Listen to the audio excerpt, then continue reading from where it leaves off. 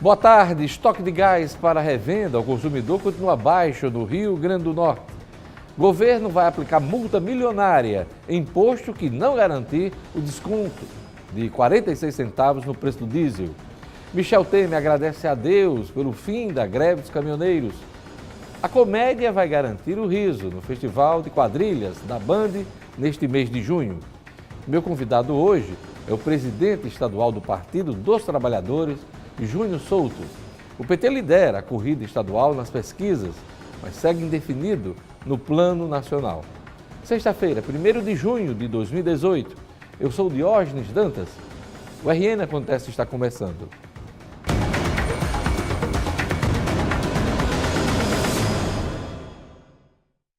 Os efeitos negativos da greve dos caminhoneiros ainda se fazem presente. O estoque de gás no Rio Grande do Norte se mantém baixo. Dos 800 revendedores, pouco mais de 100 estão com gás para vender aos consumidores. A repórter Milena Pontes nos traz mais informações. As distribuidoras do estado começaram a ser abastecidas na quarta-feira à noite, mas apenas de 5% a 10% da demanda diária está sendo enviada aos municípios. Das 800 revendedoras do produto no Rio Grande do Norte, 110 possuem botijões para venda. Das 800 revendas do Rio Grande do Norte, 110 têm gás em quantidade pequena. Na Grande Natal, das 270, 33 têm gás. E paulatinamente nós estamos abastecendo o estado todo. A pior situação era o Agreste, mas ontem, com a liberação de Parnamirim, já mandamos gás para o Agreste. O consumo médio no estado é de 38 mil botijões por dia. Nesta revendedora em Decept Rosado, em Natal, existem 2 mil botijões, mas apenas 30 estão cheios para venda. A situação é ainda pior na região do Agreste, onde os municípios passaram dias sem receber o produto. De acordo com o sindicato da categoria, o valor máximo a ser pago por um botijão de gás é de R$ 70. Acima disso, o preço é considerado abusivo e a população deve denunciar ao PROCON. Todas as planilhas de custo comprovam que acima de R$ 70 é abuso. Então a gente orienta a população, não pague acima de R$ 70. Acima de 70, chame o PROCON que ele vai ser autuado. O sindicato informou que a situação deve ser normalizada entre 15 a 21 dias. Porém, para que isso aconteça, é preciso a ajuda da população para não estocar botijões e comprar o produto apenas quando for necessário. Só compra o gás quando realmente acabar e não compra para estoque. Não há necessidade de se estocar, não há necessidade de ir às compras, que agora com o fim da paralisação nós vamos conseguir distribuir para todos os municípios do Rio Grande do Norte. Olha, pelo alcance da greve dos caminhoneiros, o abastecimento em vários setores da economia vai levar tempo para atingir a esperada normalidade. Há setor que vai levar alguns dias, outros cerca de uma semana, e há quem fale em um mês para que tudo volte ao normal. A greve dos caminhoneiros, que poderia ter sido minimizada ou até evitada se o governo Michel Temer não fosse tão fraco, foi resultado de 3 eventos em cadeia: a insatisfação do trabalhador, do caminhoneiro, a ganância do capital, algumas empresas, e o oportunismo da política. Tudo isso junto deu no que deu. A população brasileira refém de um movimento com pauta justa, mas à mercê de agentes radicais e irresponsáveis. As manifestações de 2013, chamada Primavera Tropical, não ensinou nada aos que se dedicam à velha política. O governo federal promete jogar duro contra os donos dos postos que não reduzirem o preço do diesel, como foi acordado com os caminhoneiros. Fala-se em multa de R$ 9.400.000 para quem não der o desconto de 46 centavos por litro na bomba. O ministro-chefe da Casa Civil, Eliseu Padilha, disse em entrevista coletiva que os estabelecimentos que não reduzirem o valor também estão sujeitos à cassação da licença e interdição. As regras estarão em uma portaria que deve ser publicada hoje no Diário Oficial. A redução de 46 centavos por litro foi uma das medidas do governo para pôr fim à greve dos caminhoneiros. Os postos terão de colocar placas com o valor do diesel em 21 de maio e o novo com desconto. Os PROCONs de cada estado ficarão responsáveis pela fiscalização. O combustível começa a sair hoje das refinarias com um valor menor, que será congelado por 60 dias. mas pode levar alguns dias até que o desconto chegue às bombas que ainda têm combustível comprado pelo valor antigo. O que existe é o tempo para que esse posto de combustíveis seja abastecido com esse combustível de valor menor. Nós entendemos que isso aí, em 2, 3 dias. Olha, mais um efeito da crise gerada pelo movimento dos caminhoneiros. O presidente da Petrobras pediu demissão, hein? A Petrobras anunciou hoje de manhã a demissão do presidente Pedro Parente. O executivo está em reunião com o presidente da República, Michel Temer, no Palácio do Planalto. O encontro ocorre após o governo lançar medidas com custo de 13,5 bilhões de reais para baixar o preço do diesel e ajudar a encerrar a greve dos caminhoneiros.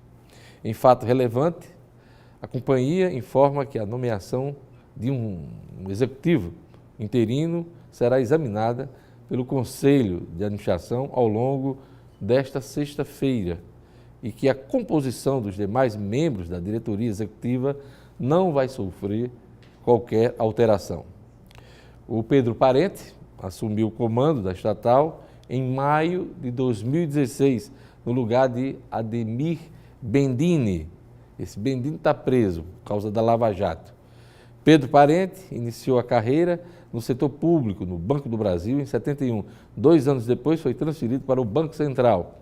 Parente foi ainda consultor do Fundo Monetário Internacional, o FMI, e também foi consultor de instituições públicas brasileiras, bem como a Assembleia Nacional Constituinte em 88.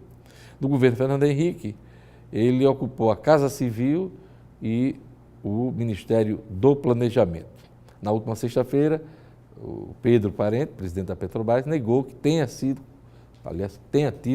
qualquer intenção de entregar o cargo. O executivo mantém o mesmo posicionamento frente à necessidade de continuidade da atual política de preço de combustíveis da estatal. Então, a Petrobras anunciou, na manhã de hoje, a demissão de Pedro Parente. Veja a seguir, em evento de evangélicos, Michel Temer agradeceu a Deus pelo fim da greve dos caminhoneiros. E mais, a comédia vai garantir o riso do Festival de Quadrilhas da Band neste mês de junho. O RN acontece e volta em instantes.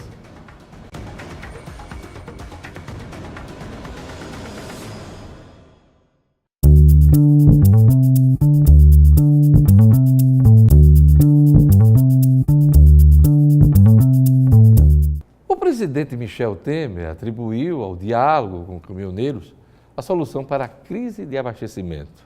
Não foi bem assim, né? Em evento evangélico, o MDBista agradeceu a Deus pelo fim da greve. Veja na reportagem de Carolina Vieira. O sentimento era de alívio. Durante encontro com religiosos em Brasília, Michel Temer agradeceu a Deus pelo fim da greve. Disse que os dias na presidência não têm sido fáceis e ressaltou que não usou força para solucionar a crise. Graças a Deus, nós estamos encerrando essa greve dos caminhoneiros e, olhe, encerrando a greve dos caminhoneiros por meio de uma atitude minha que muitas vezes tem sido criticada, que é o diálogo. Acho que eu fui chamado no dia de hoje, viu, Bispo Manuel Ferreira, iluminado por Deus, porque, na verdade, disseram, olha, vá lá no Templo da Assembleia de Deus comemorar a pacificação do país. No fim da manhã, Michel Temer participou da reunião do Comitê de Crise aqui no Planalto e teve boas notícias. O ministro de Segurança Institucional afirmou que todas as rodovias do país estão liberadas e que o Brasil caminha para a normalidade. O governo aplicou mais de 300 milhões de reais em multas a transportadoras que descumpriram ordens judiciais para liberar as estradas. O ministro ressaltou que é inevitável que a conta da crise seja paga por quem apoiou a paralisação, lembrando os 87% da população, segundo pesquisa Datafolha. O governo não produz dinheiro, ele arrecada recursos pelos instrumentos que tem para arrecadar. É inevitável que vai haver reflexos do ponto de vista do consumidor, do contribuinte, isso é inevitável. E absolutamente o governo não acha que foi além do que era da sua responsabilidade. Essa declaração do Temer rendeu uma charge hoje na Folha de São Paulo, do Cláudio Mor, que eu achei muito bacana. Ele diz: fui iluminado por Deus. E aí o Satanás lá refletindo uma lanterna num espelho, iluminando o atual presidente da República aqui no Brasil. Está muito bacana, confira na Folha. Olha, o governo Michel Temer está com os dias contados.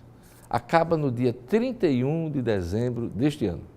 Impopular, sem credibilidade, investigado por corrupção, resta-lhe conduzir o barco até o porto de 2019, que a gente não sabe se é seguro, quando o país deverá ter um presidente eleito, espera-se, com apoio político, para navegar em mares incertos, sujeitos a tempestades. E as tempestades vão continuar.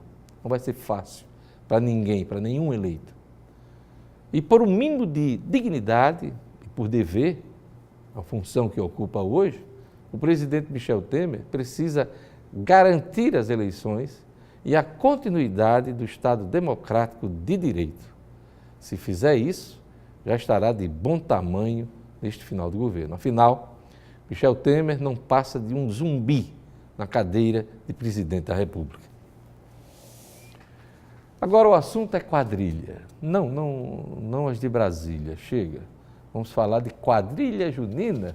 O Festival de Quadrilhas da Band está movimentando a cidade e os grupos intensificam os ensaios. Uma das categorias é a da comédia, onde os participantes abusam da irreverência e da criatividade. Veja na reportagem de Milena Pontes. Quem ouve o famoso forró tem certeza que este grupo é uma quadrilha junina tradicional, com direito a casamento matuto e dança da Rainha do Milho. Sim, até seria uma quadrilha tradicional se não houvesse funk durante a apresentação.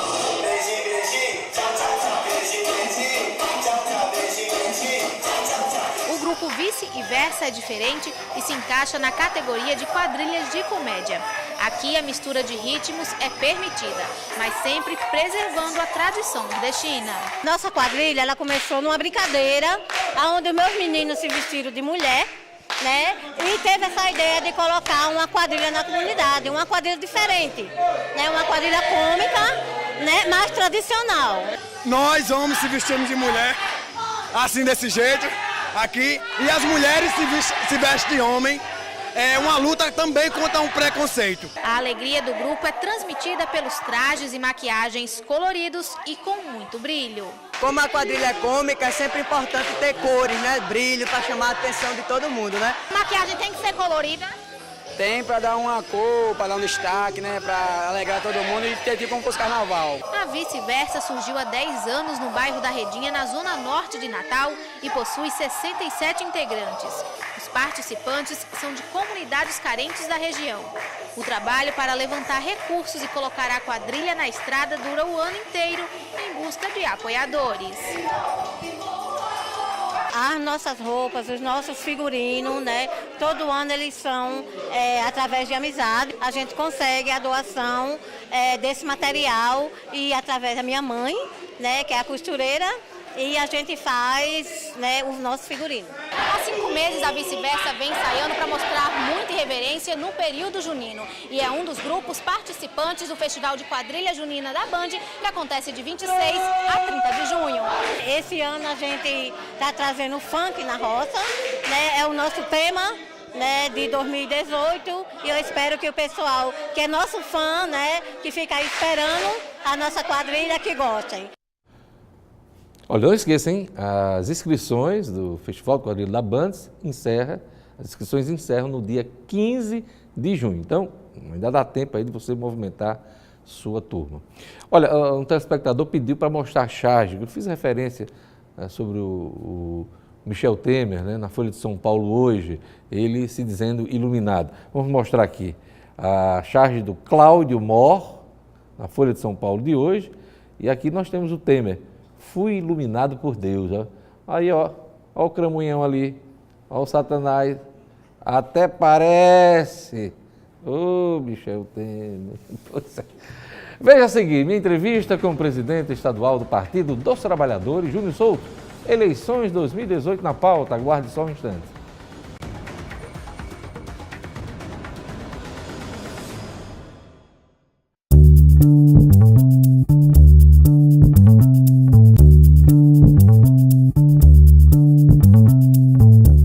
O Partido dos Trabalhadores lidera a corrida estadual com o nome da senadora Fátima Bezerra para o governo este ano. O pleito está longe de uma definição, mas os petistas seguem animados. Já no campo nacional, a legenda insiste na candidatura, cada vez mais improvável, do ex-presidente Lula, que está preso em Curitiba. O presidente estadual do PT, o ex-deputado Júnior Souto, está aqui com a gente. Boa tarde, Júnior. Boa tarde, Diógenes. Vamos primeiro falar sobre esse quadro de indefinição nacional, né? O partido vai insistir na pré-candidatura de Lula à presidência da República? Sim, Diógenes, nós fizemos 3 encontros do Diretório Nacional e reiteradas vezes isso foi reafirmado com a unanimidade. O PT não tem dúvida quanto a isso. A expectativa de que essa candidatura representa uma estratégia que tem correspondido ao desejo e à vontade popular.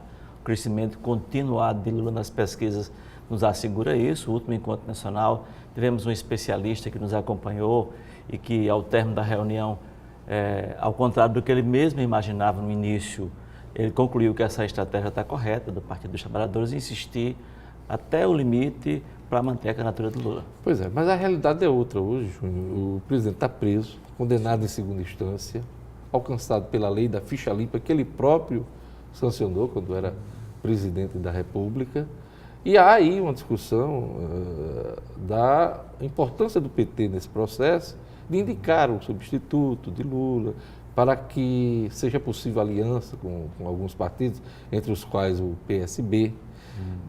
Como é que o partido se coloca? Até quando o partido carregará essa pré-candidatura de Lula e terá tempo para se reorganizar para a eleição presidencial? No último dia 29, a decisão do Supremo foi no sentido de que toda candidatura é registrável e que as contestações só poderão se fazer depois de 15 de agosto.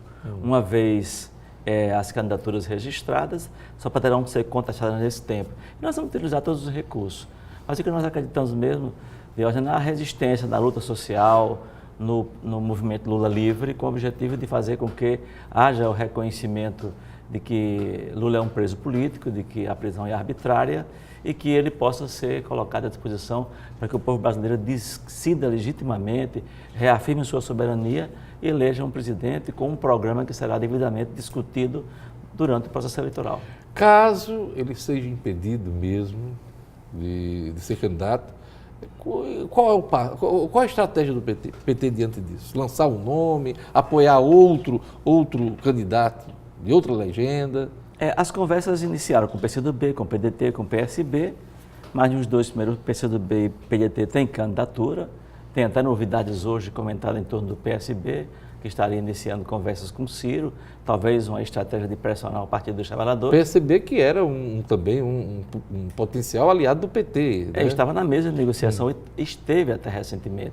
Tem negociações cruzadas que envolvem Pernambuco, que envolvem Minas Gerais. Isso tudo está resolvido, mas nós estamos compreendendo que esse processo de negociação não está esgotado e que ele vai ter continuidade. O partido é refém de Lula? Não, acho que não. Acho que a sociedade brasileira tem dado provas de que compreende o processo político e descobre que a irresponsabilidade cometida contra o Brasil de colocá-lo nesse momento de instabilidade com uma pedalada fiscal, e nós estamos registrando a cada dia a gravidade dos problemas que envolvem o Estado brasileiro, mas foi feito. A irresponsabilidade daqueles que não se contentaram em perder as eleições, que à primeira hora recorreram do resultado das eleições e que construíram uma aliança jurídico-política imediata que desestabilizou o país, levou a essa situação de crise, destituiu a Dilma e causou... O PT se sente muito alegre, feliz, identificado com o que Lula representa para todos nós. Eu entendi que a estratégia de insistir com Lula vai mesmo até depois de agosto, quando for o período do registro das candidaturas. Perfeito. Mas o PT do Rio Grande do Norte tem algum desejo, alguma predileção por outros nomes dentro do cenário nacional? Dentro da legenda, claro.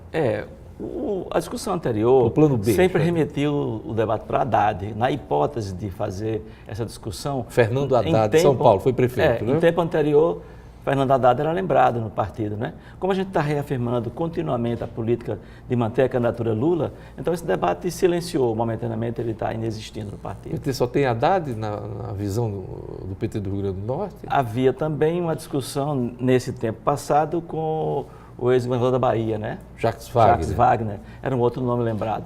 Eu li alguma coisa também sobre Gleisi Hoffmann. Também, fala-se, mas no movimento sindical, muita gente fala do senador Paulo Paim como nome de reserva, um nome possível para essas discussões. Celso Amorim também surgiu Celso Amorim, com possibilidade, né? Mas presidenciável é pouco provável, ele está posto para ser o nosso candidato ao governo do Rio de Janeiro. Né? Ao governo do Rio de Janeiro, né? Perfeito. Até que ponto essa indefinição no plano nacional atrapalha a pré-candidatura de Fátima Bezerra ao governo estadual? Ela está liderando as pesquisas, mas assim, o projeto dela está muito atrelado também à candidatura do Lula, né? O fato tem crescido também nesse ambiente nacional favorável ao projeto que resistiu ao desmonte do Estado brasileiro, e isso não tem constituído problema para nós. Essa situação que a imprensa coloca, você faz elementos nesse sentido, seria uma coisa resolvida ou a ser resolvida, em momento algum tem caracterizado problemas. As pesquisas de opinião e a leitura que nós fazemos dela estão reafirmando a convicção que nós estamos no caminho certo quanto à manutenção do projeto nacional, e a candidatura da senadora não tem sofrido, pelo contrário, tem se fortalecido, tem feito crescer nossa responsabilidade, nossa condição de fazer a disputa e apresentar um projeto para que o Estado saia da crise em que se encontra. Há quem critique Fátima, que ela só fala em Lula, Lula preso, Lula livre, e anda esquecendo de falar dos problemas do Rio Grande do Norte, de ideias para o governo, um eventual governo dela. Essa crítica procede, ela é justa? É porque acho de hora que tudo tem tempo e tem hora. Quando Fátima falava de Previdência, por exemplo, e centralizou parte de suas energias para barrar aquele projeto, estava falando de uma situação na qual 75% dos estados, dos municípios, do estado do Rio Grande do Norte, tem a soma principal de recursos que ingressa naquele município é oriundo da Previdência. Portanto, é um assunto extremamente caro ao nosso cotidiano. A mesma coisa, a reforma trabalhista. E o Rio Grande do Norte é um dos estados mais afetados, né, pelos efeitos da reforma trabalhista. Então, são temas que dizem respeito ao nosso cotidiano. Nós temos uma aliança em andamento, uma construção com PT, PCdoB e PHS. Nós vamos construir um programa, estamos construindo o programa. Realizaremos brevemente, nesse mês de junho inteiro, 5 seminários. Vamos discutir desenvolvimento, a questão fiscal do Estado. Vamos discutir programa de governo. Programa de governo, segurança pública, educação, saúde, recursos hídricos. Serão os 5 primeiros seminários, a primeira etapa, e faremos mais 7 seminários depois. Faremos 12 seminários estaduais para discutir e elaborar o nosso programa de governo. E até lá, a senadora Fátima Bezerra, nossa pré-candidata, não vai se adiantar, os parceiros, para falar em nome deles, vão ter que fazer a síntese e avalizar isso com o PHS e com o PCdoB. Como presidente estadual do Partido dos Trabalhadores, qual o foco que a campanha deve ter em cima de programa de governo, de temas para governar o Rio Grande do Norte? Estado. A questão do desenvolvimento, a questão do desemprego, a questão fiscal, os problemas de segurança pública e os problemas de recursos hídricos, além da educação e de saúde. Não é por acaso que a gente decidiu esses 5 seminários sobre esses temas tão caros, né? Então, cada seminário já representa o foco que o partido deve ter no programa de governo. Perfeitamente, é isso. Eu lhe pergunto sobre Fátima Bezerra. Até que ponto Lula preso vai atrapalhar o desempenho eleitoral de Fátima aqui no Rio Grande do Norte? Porque há quem diga, principalmente os adversários, que com Lula preso ela perde muita força. Eu acho que não afeta. Eu acho que a candidatura de Fátima transita... Você já deve ter ouvido, né? Os adversários dizer, sem Lula em campanha, Fátima vai murchar. Fátima vai... Lula foi preso e cresceu, por que Fátima cairia, né?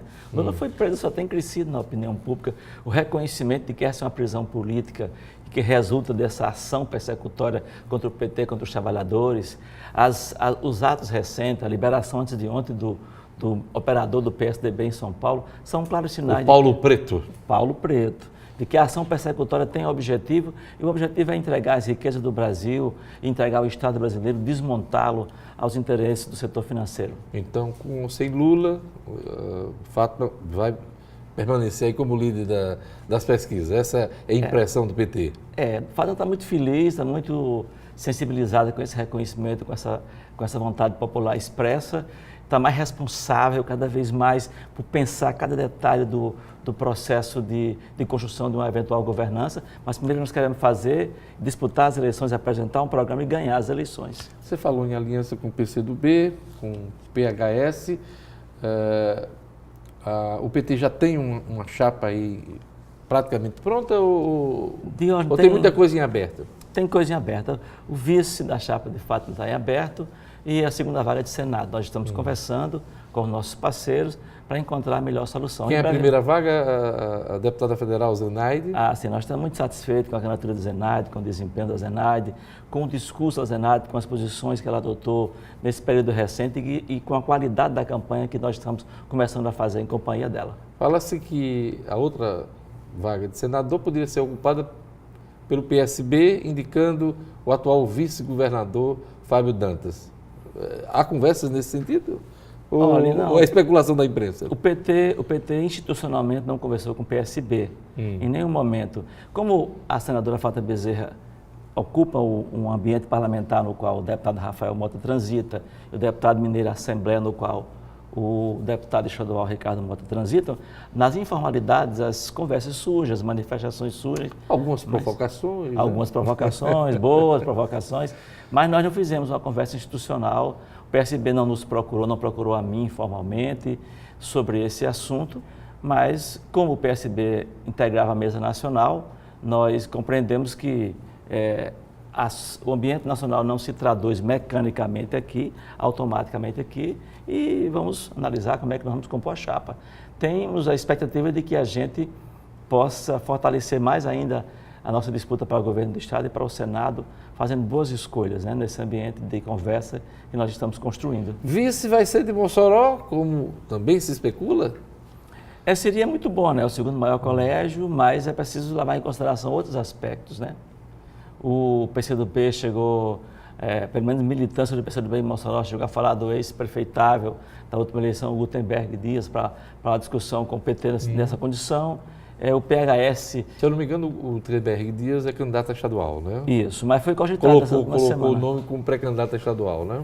Mas nós chegamos sábado em Mossoró, numa plenária maravilhosa que realizamos lá, e o Gutenberg estava presente, as pessoas gritavam que ele era o vice-governador, houve manifestações, vontade de militantes, e o PHS chegou a ventilar o nome do Fábio Dantas para discussões, mas institucionalmente, formalmente, essas discussões não foram iniciadas. Em relação à Fátima, nas pesquisas, né, os adversários falam muito de que ela já bateu o teto dela, o teto histórico das esquerdas, do PT, no Rio Grande do Norte, numa eleição majoritária. Qual é a leitura que o partido faz disso? Eu, pessoalmente, não é uma leitura partidária quanto a isso, né, Diógenes? Mas eu leio que no teto bateram os candidatos que estão estabelecidos, os outros. Para mim, eles estão batendo o teto. Acho que o eleitorado que não definiu por essas estruturas tradicionais, que estão formando um bloco muito forte, sinalizam claramente que nós temos margem para crescimento. Recentemente, aqui neste programa, o senador Garibaldo falou que a eleição deverá ser polarizada entre Fátima e Carlos Eduardo. Mas temos aí uma possível candidatura à reeleição do governador Robinson Faria. Com quem? A eleição do Rio Grande do Norte vai ser polarizada ou tem espaço para um terceiro nome aí nessa... Diógenes, para ser franco, a gente não está preocupado de quem é o concorrente que vai chegar ao segundo turno. O que as pesquisas recentes disseram, você sabe mais do que eu, é que eles estão praticamente empatados, né? Resta saber... Uma recente, Carlos Eduardo e Robson. Robson estão praticamente empatados. Nós estamos preocupados em produzir o nosso programa e fazer uma boa campanha, uma campanha educativa, uma campanha esclarecedora, uma campanha pedagógica, que faça com que o eleitor potiguar tenha clareza desse momento crucial da herança que a gente tem hoje nas mãos, resultado de longos períodos de má gestão, né? Nós não temos sido felizes e se nós compararmos com Paraíba, com Maranhão, com Ceará, independente do perfil ideológico, eles caminharam muito melhor do que nós. Nossos governantes, faltou a esses governantes desempenhar o papel de protagonismo do Estado na área do desenvolvimento e das políticas públicas. É isso aí. Eu queria agradecer o presidente estadual do PT, Júnior Souto, pela entrevista. Obrigado, Júnior. Obrigado, vamos acompanhar a cena aí a corrida eleitoral. Obrigado. O RN Acontece vai ficando por aqui. Obrigado pela audiência. Siga com a programação da Band Natal. Veja a reprise do programa no portal nominuto.com. O RN Acontece volta na segunda-feira. Até lá. Bom final de semana.